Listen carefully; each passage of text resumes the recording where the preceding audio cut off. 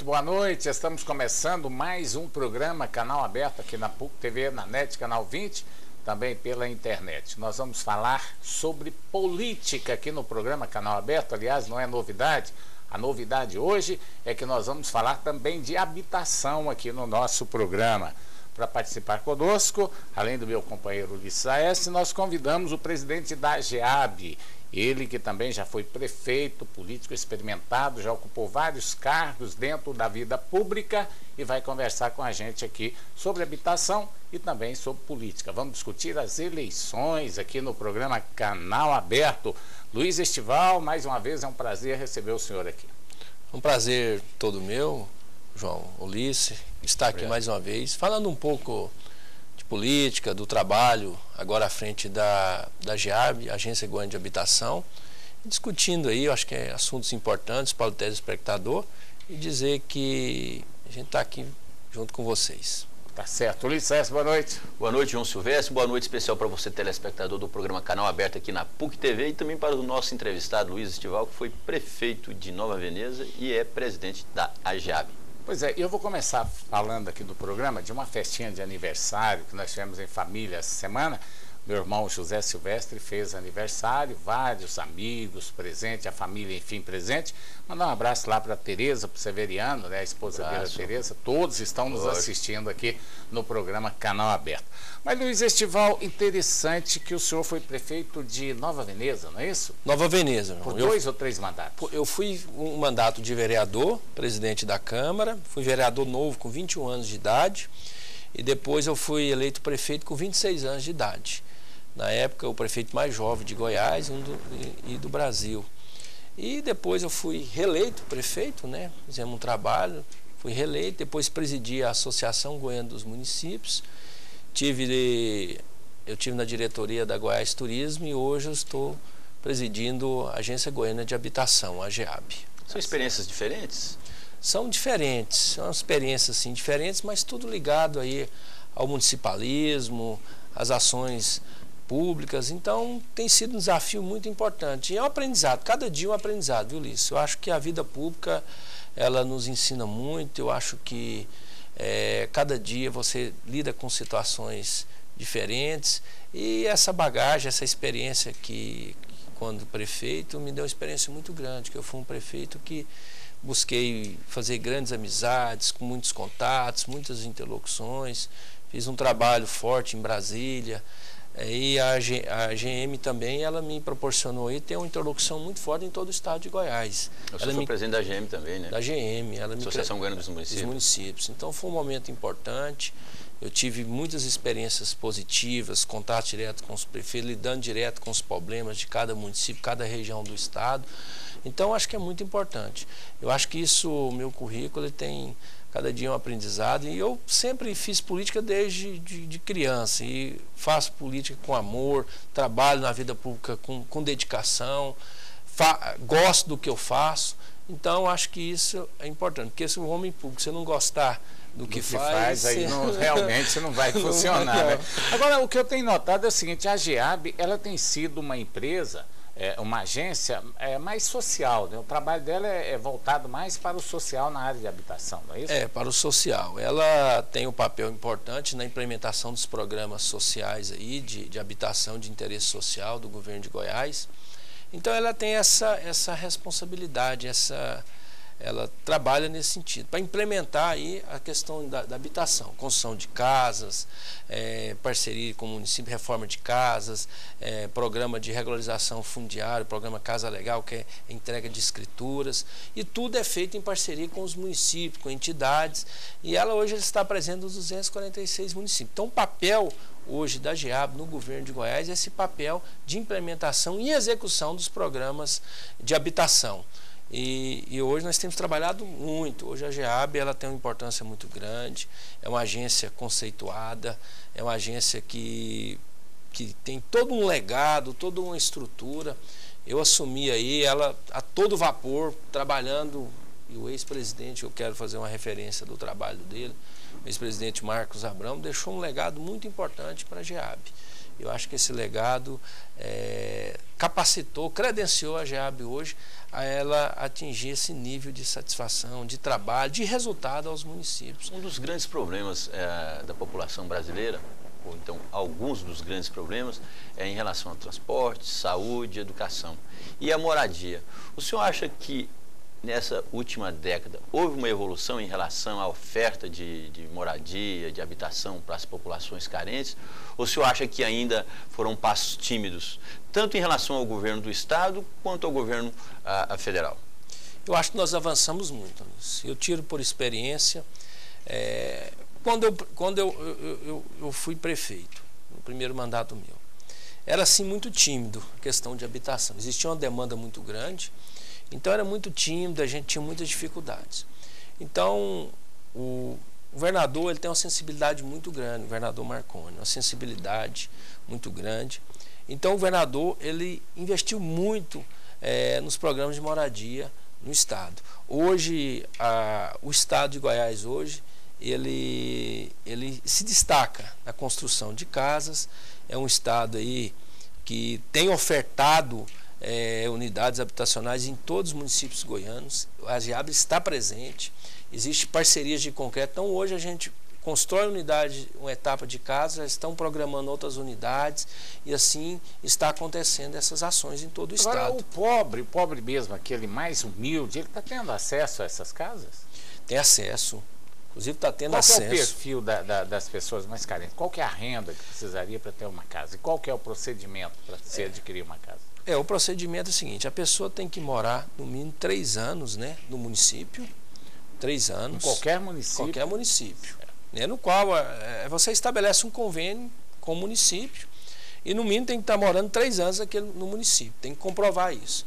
Tem que ter uma renda até R$ 1.600, até R$ 1.600, e tem que ter os critérios também sociais, isso aí varia com os filhos, casal, então tem toda uma logística aí dentro desses critérios sociais.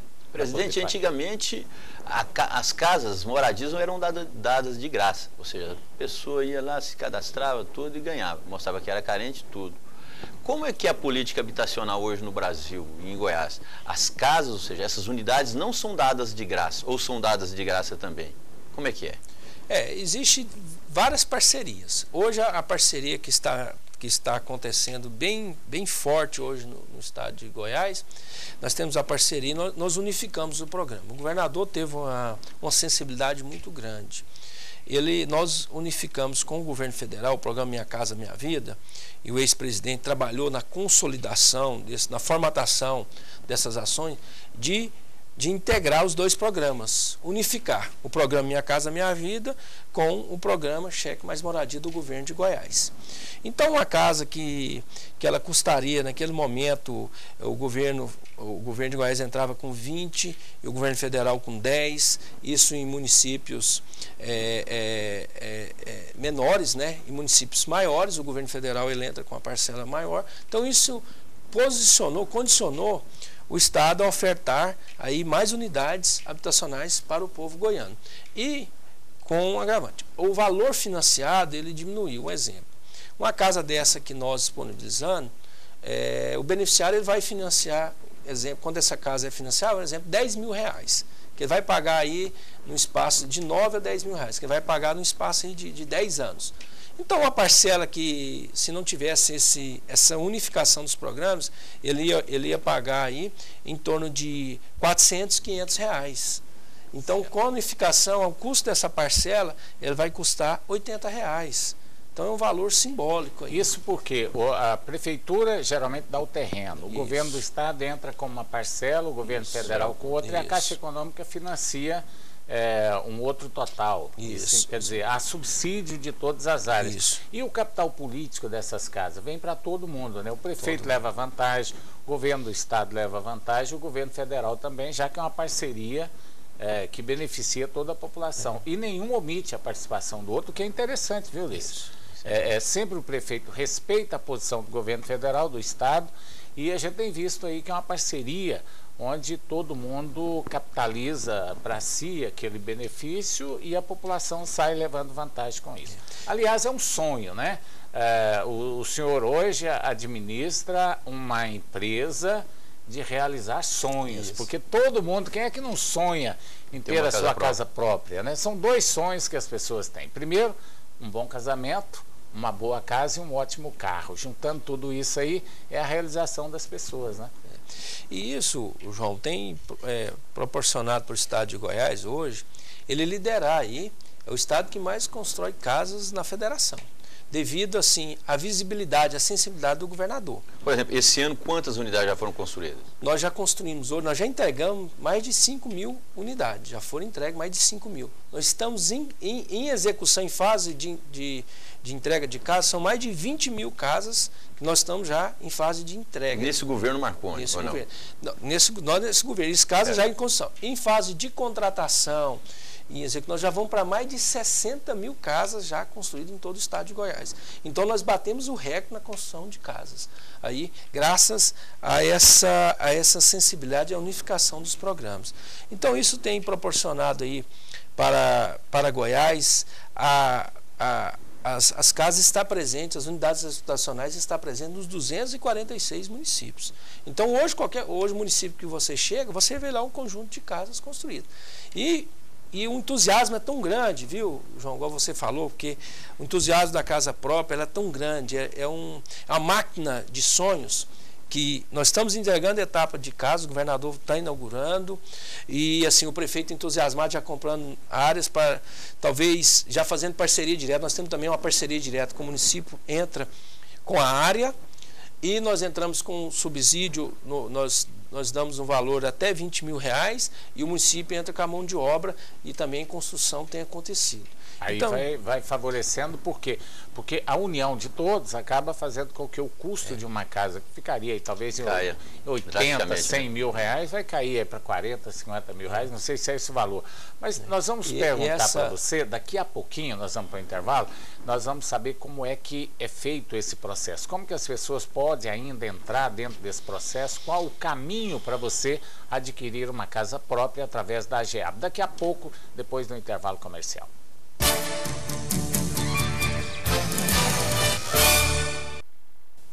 Estamos de volta com o programa Canal Aberto aqui na PUC TV, na NET Canal 20, também pela internet. Hoje nós estamos conversando com Luiz Estival, ele que é o presidente da AGEAB. Falávamos ainda sobre as casas que estão sendo construídas pela AGEAB. Agora eu quero saber do senhor, Luiz Estival, a zona rural também é beneficiada com esses programas? Também é atendida a zona rural. Nós temos aí parcerias com várias entidades, com vários movimentos aí, que no qual também é atendido a zona rural, o pessoal que mora aí no setor rural. Então são várias construções que nós temos atendido, também em parceria aí também com o governo federal. E também não só construção, mas também o programa Cheque Reforma, né? Que nós também atendendo reforma de casas. Então tem sido um programa, inclusive essa ação nossa nós tem sido premiada. Goiás hoje ele tem se destacado nessas ações aí da construção de moradias. Tanto é que recentemente eu fui escolhido aí como diretor do Centro-Oeste, né, das Coabs, todos os secretários de Coabs, e nessa escolha foi pela referência que Goiás tem. E Goiás hoje se tornou uma referência para outros estados. E também internacionalmente. Nós temos exportado essa experiência nossa para outros países. Agora, Luiz, como é que uma pessoa pode, por exemplo, o cidadão que está morando aqui em Goiânia, que ainda não foi contemplado, ele ainda pode fazer inscrição? Como que é feita as inscrições? São temporárias ou é frequente?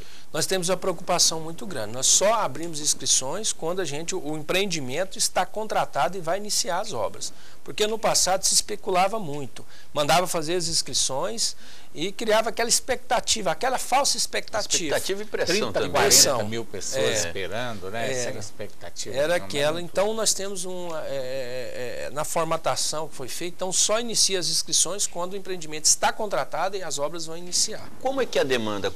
Qual que é a demanda hoje em Goiânia? Por exemplo, o senhor falou que... Em Goiânia não, em Goiás. O senhor falou que a pessoa deve ter até 1.600, né? Isso. Por mês. geralmente essas pessoas que têm até 1.600, elas vão à AGEAB e fazem suas inscrições, não é? E dentro dessas pessoas que fazem as inscrições, qual que é o percentual que fica sem a casa própria, ou seja, não consegue? Hoje, Ulisses, é o seguinte, essas inscrições, o procedimento é assim, nós temos a parceria, exemplo, com os municípios, os convênios são firmados com os municípios. E o que acontece? As inscrições, elas ficam, no caso dos municípios, elas ficam a cargo das prefeituras, fazer as inscrições. Então, faz uma triagem. Faz um cadastro, né, passa para a área social, ela manda esses cadastros para a GEAB, a gente valida esses cadastros, nós temos todo um programa que faz toda a checagem desses dados. Já dá a quantidade certinha para vocês, não? Ou vocês vão fazer uma triagem também lá? Geralmente, quando passa esses cadastros, a gente passa, e quando é com a Caixa, geralmente tem alguns cadastros que não passam, né? Aí a gente vai... O próprio sistema vai fazendo rodízio, vai eliminando quem está apto. Então tem uma série de critérios nesse sentido. E outra situação é que a demanda hoje é uma constante aqui em Goiás, porque hoje Goiás vive um momento econômico muito bom. Então nós temos atraído pessoas de outros estados vir para o estado de Goiás, para vir trabalhar. Um exemplo, ferrovia, muitos empreendimentos, indústrias chegando, então isso atrai pessoas de outros estados. Positivo ou negativo isso? O lado da economia é positivo, e o déficit nosso, hoje nós estamos no déficit de 160 mil unidades de construção. Então, esse déficit é graças à questão da economia, que Goiás vive um momento muito bom, a economia movimentando, então gera demandas. Então, nós temos trabalhado para aumentando, você vê, nós estamos batendo recorde de construção, e a determinação do governador é que é para atender, que é para buscar mais parcerias, é para estar ampliando esses horizontes. Na verdade, a luta é para manter esse déficit, não pode aumentar, né? Porque se você deixar aumentar, perde o controle. Agora, se você mantém o déficit, você já está fazendo um bom trabalho, porque a tendência hoje é tanto de pessoas que casam como imigrantes que chegam, os imigrantes chegam todos os dias, a ampliação das famílias, isso é mais do que natural. Nunca vai zerar esse déficit, isso aí é uma coisa praticamente certa, né? Você pode até manter um nível um pouco maior ou menor. Agora, o que eu acho interessante é que esse trabalho da GEAB, porque ele é constante, né? A GEAB tem sempre, muito tempo, vem trabalhando, vem atuando nessa área. Mas vamos falar um pouquinho aqui, Ulisses, também do pessoal que já tem casas aqui em Goiânia há muitos anos, né? Tem muita gente que adquiriu uma casa há 20 anos, 30 anos também, e não tem a escritura. A GEAB tem providenciado essa escritura?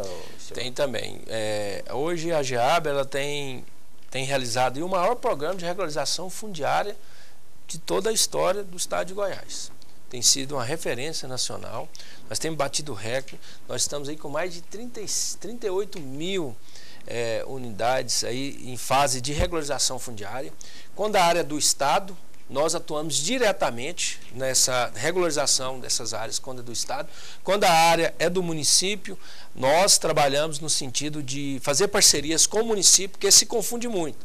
Porque regularizou, vocês vieram entregar a escritura, já abre quando a área, então quer dizer, quando a área do estado, como exemplo, nós temos aqui em Goiânia a região noroeste, que era uma área do estado, que no passado, exemplo, fazendas, que não houve invasões, passou por todo um processo no passado, então nós entramos com um processo de regularização, isso foi formatado, era um processo assim muito desgastante, então a GEAB nesses últimos 3 anos se preparou, mais uma vez eu quero fazer uma referência do trabalho do ex-presidente Marcos Abrão, que trabalhou na formatação desse programa, foi até em outros estados buscar essa experiência aí de outros estados que estavam dando certo, trouxe para cá e com tempo recorde nós conseguimos aí tá entregando essas escrituras para essas famílias que tanto almejam o sonho da regularização da sua casa. São famílias que aguardam há mais de 30 anos a regularização do seu imóvel. São quantos,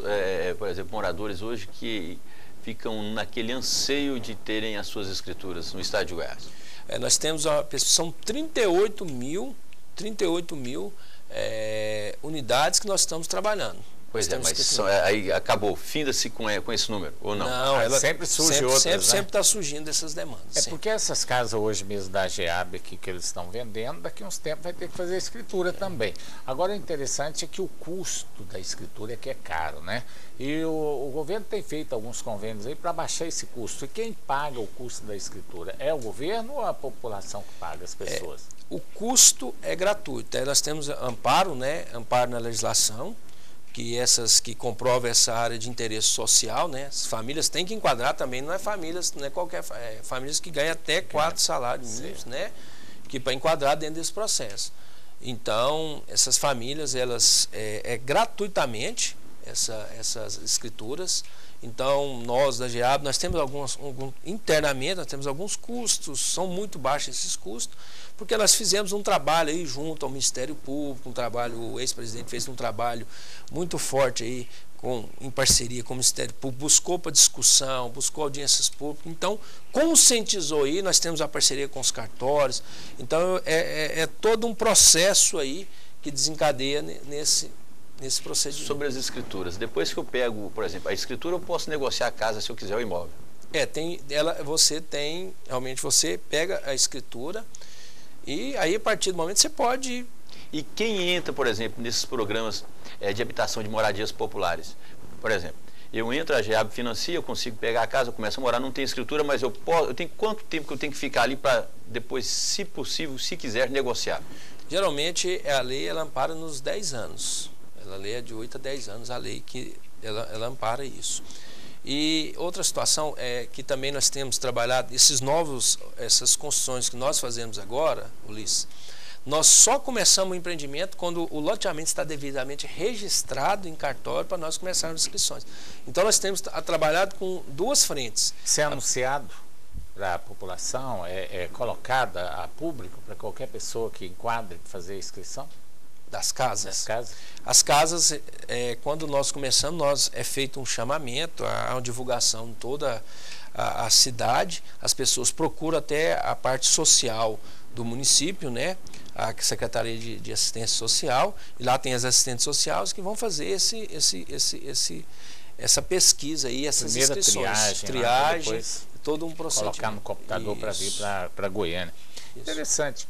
Eu acho que a situação hoje do estado de Goiás a nível de moradia já é bastante razoável, graças a esse trabalho que tem sido feito, e naturalmente mantendo esse nível, esse déficit em todo o estado de Goiás, vai fazendo com que o estado cresça. Não para de crescer, não para, porque a população do Brasil, principalmente das regiões mais carentes do país, vem em busca de novos empreendimentos. E o estado de Goiás tem crescido muito nessa área, muitas indústrias surgindo, e isso atrai as pessoas principalmente para centros como Anápolis, Rio Verde, Tumbiara, Catalão, onde existem os polos industriais e que exige uma demanda maior, não é isso? Justamente. Então, com esse atrativo, esse momento bom que a economia vive, você está sempre surgindo demandas. Então, nós temos trabalhado fortemente nesse sentido. É um trabalho planejado que nós temos feito. E os municípios têm essa sensibilidade, porque a demanda sempre está batendo os municípios, o senhor falou certo, sobre essa parceria com os municípios. Os municípios têm conseguido, assim, área para destinar à construção dessas casas? Ainda existem essas áreas nos municípios de Goiás? Ou tem alguns, por exemplo, como a capital, que já está escasseando?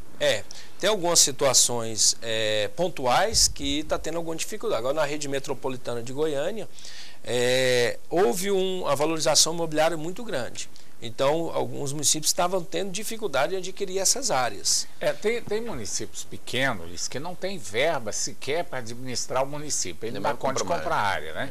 Esse aí é um caso que a gente tem que ver com o Luiz depois. Agora, tem cidades que, quando se faz um loteamento, a própria prefeitura já exige ali 10% do loteamento para poder liberar. Então já tem aqueles lotes que ficam à disposição para esse tipo de trabalho. Mas tem municípios como Santo Antônio, Itaúsu, Taquaral, Itaguari, que não tem condições de comprar, porque às vezes 10 alqueires de terra é o valor da arrecadação total do município no mês. Então fica difícil para fazer esse tipo de investimento. Mas nós vamos para mais um intervalo comercial, daqui a pouco estaremos de volta falando de política aqui no programa Canal Aberto.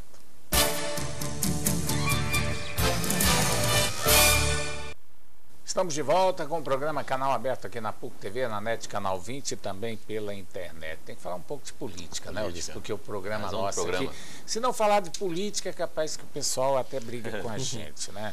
Luiz Estival, o senhor é afiliado ao PSDB? Ao PSDB. PSDB. Marconi Perillo, define quando se vai ser candidato ou não? Acho que o governador tem trabalhado e o governador tem uma experiência muito grande.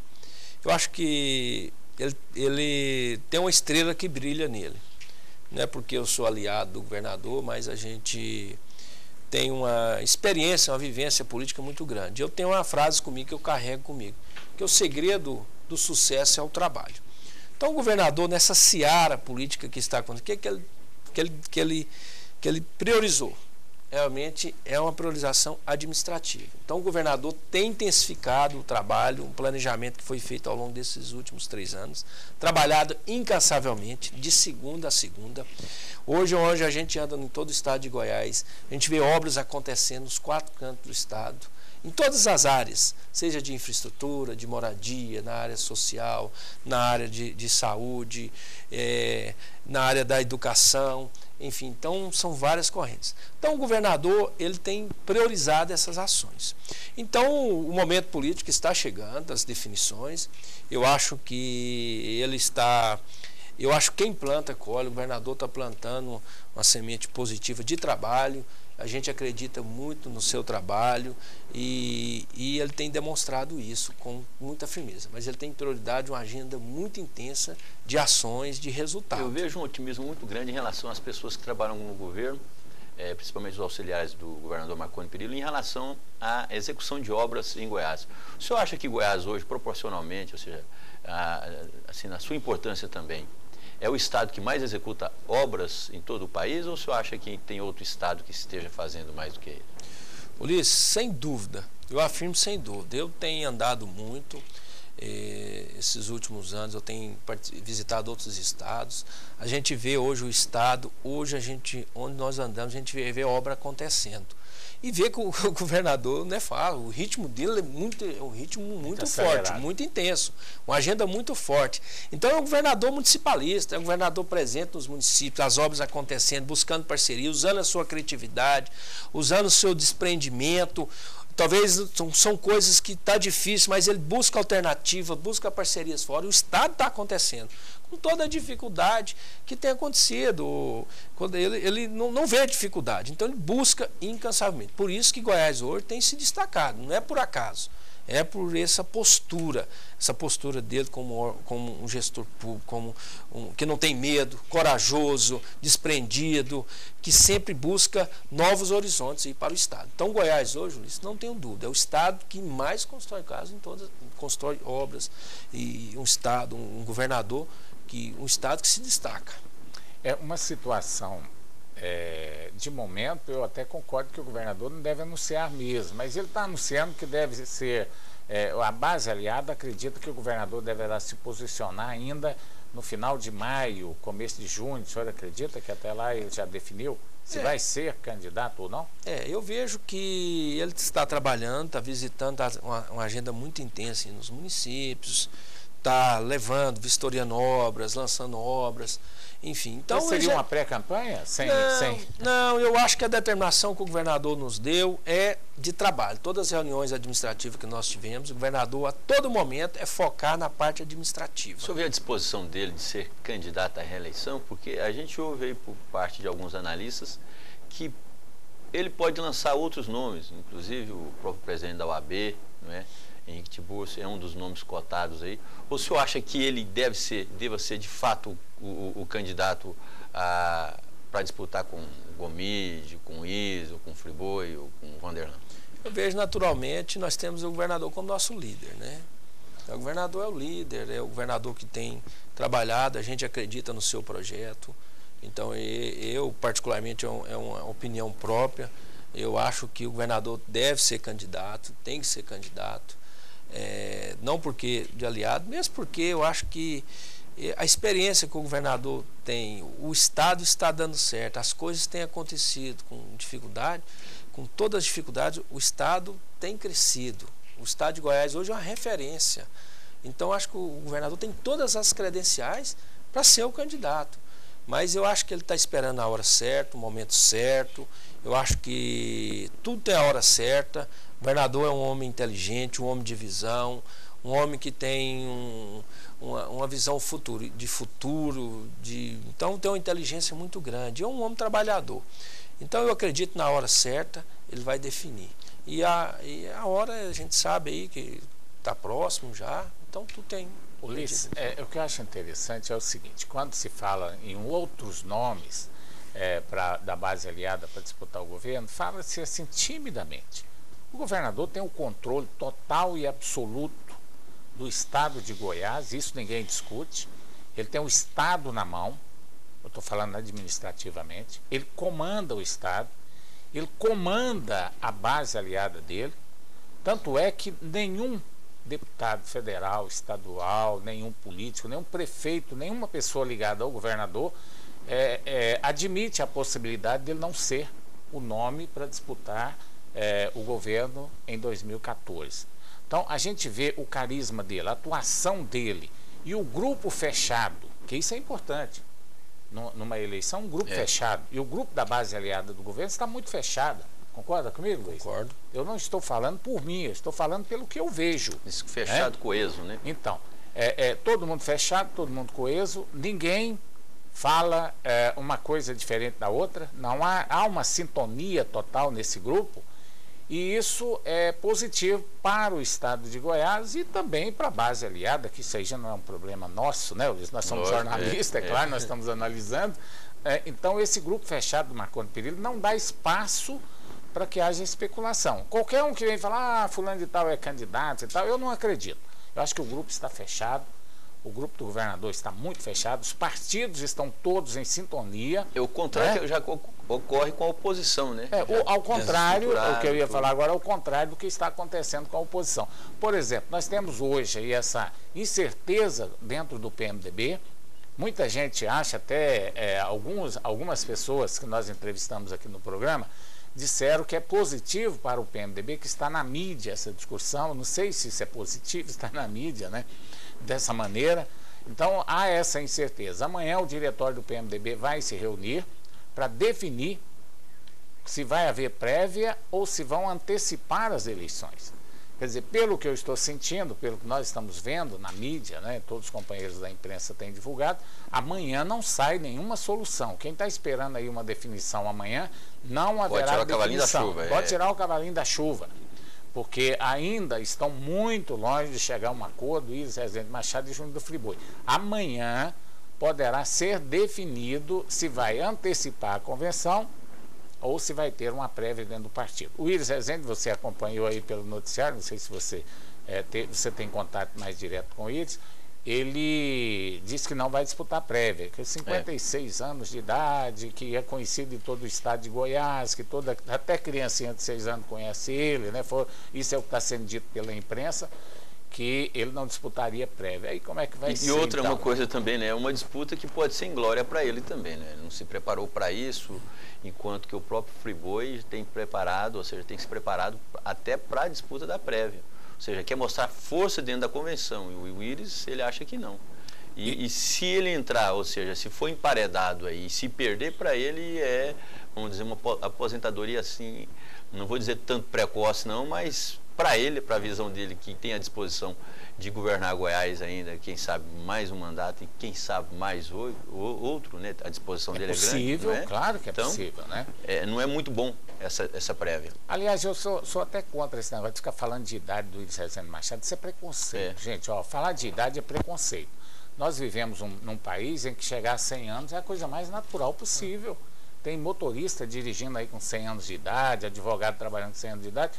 Por que a gente fica batendo em idade de Iris Rezende? Tem que bater na competência política, tem que discutir o fato partidário. Mas é avaliação interna.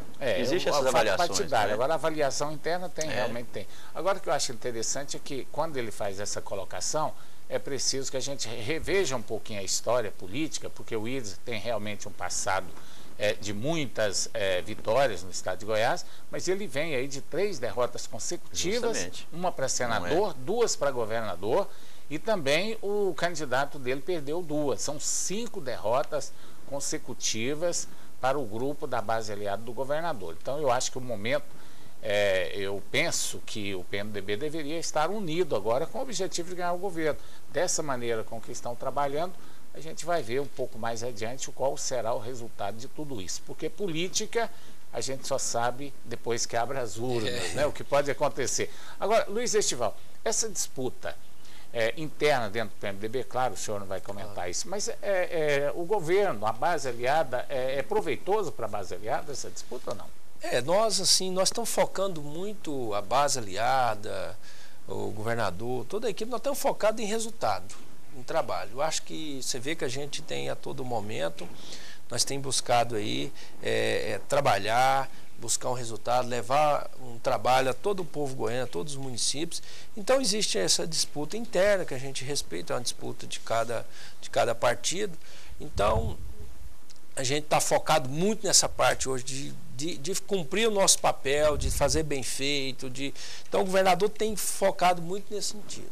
Então isso, eu acho que essa disputa interna, eu acho assim que eu vejo que o governador tem sofrido muito, porque enquanto outros estados, muitos se unem para ajudar o estado, talvez a gente pode,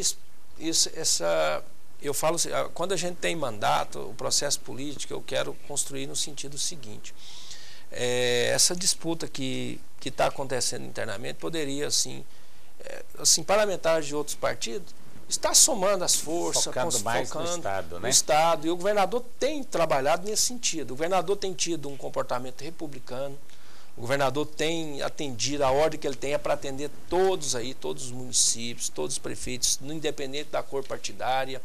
Então ele tem tido uma relação assim, administrativa e republicana com a presidente Dilma. O senhor tem alguma informação em relação a se o governador vai poder ajudar, ou tem algum projeto no sentido de auxiliar a Prefeitura de Goiânia em relação ao problema do lixo em Goiânia? Peraí, vamos fazer o seguinte, nós vamos para mais um intervalo comercial, daqui a pouco você vai responder essa pergunta aqui no programa Canal Aberto.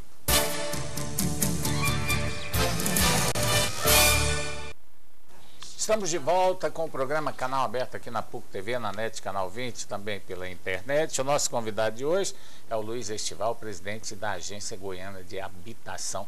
Você perguntava sobre se ele sabe se há alguma disposição do governador Marconi Perillo em auxiliar o município de Goiânia em relação ao recolhimento do lixo. Goiânia hoje está assim, praticamente tomada pelos lixos. E parece que eu ouvi alguma coisa assim, não sei se o senhor já está no governo. Eu acompanhei pela imprensa, agora na última sexta-feira o governador teve uma reunião com o prefeito, né?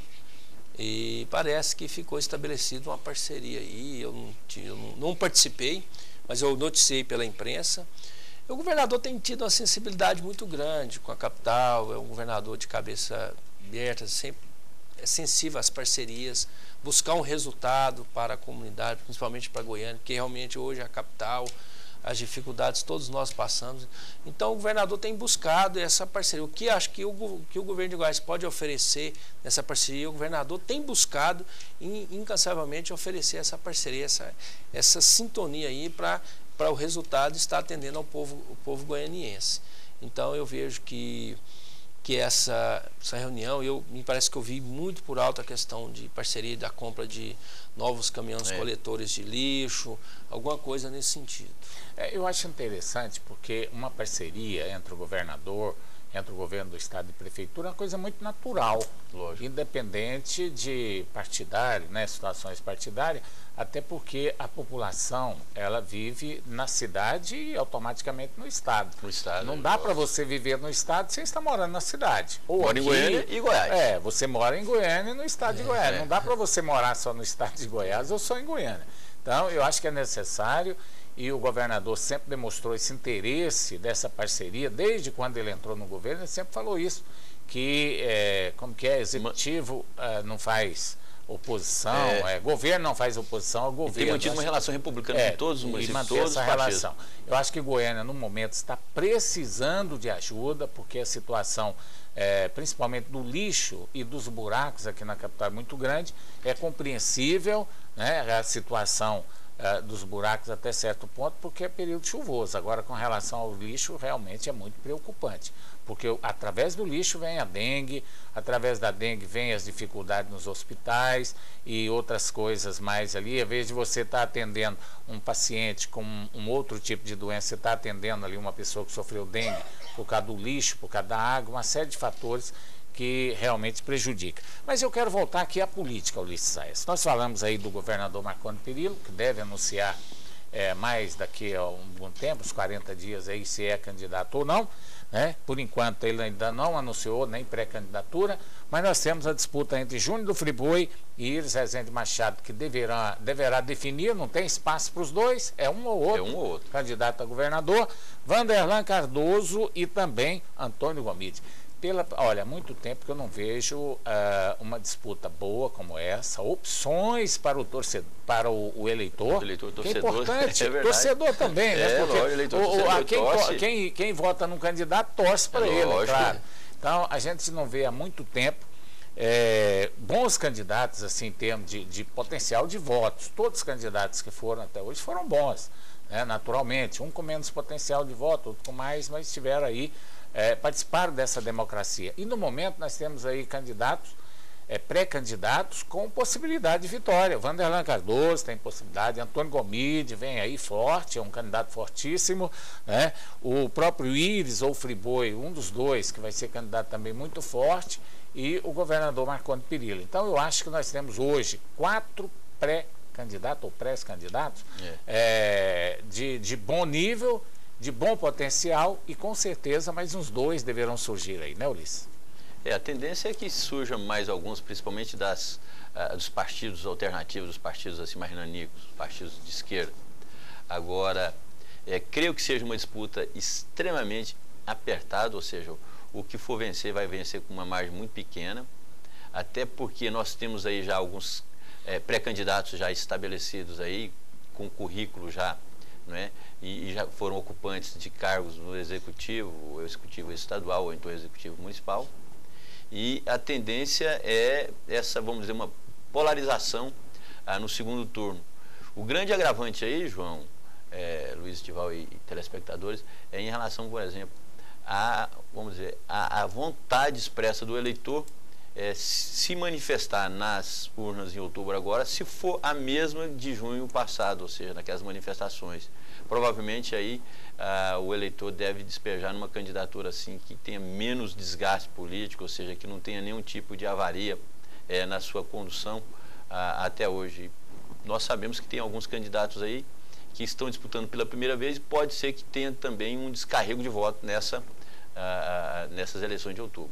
Agora, eu acho que dificilmente, com esses 4 candidatos mais 2 que devem aparecer aí, deixaremos de ter o segundo turno, né, Luiz? Acho que essa eleição, infelizmente, ela vai ter que ter segundo turno.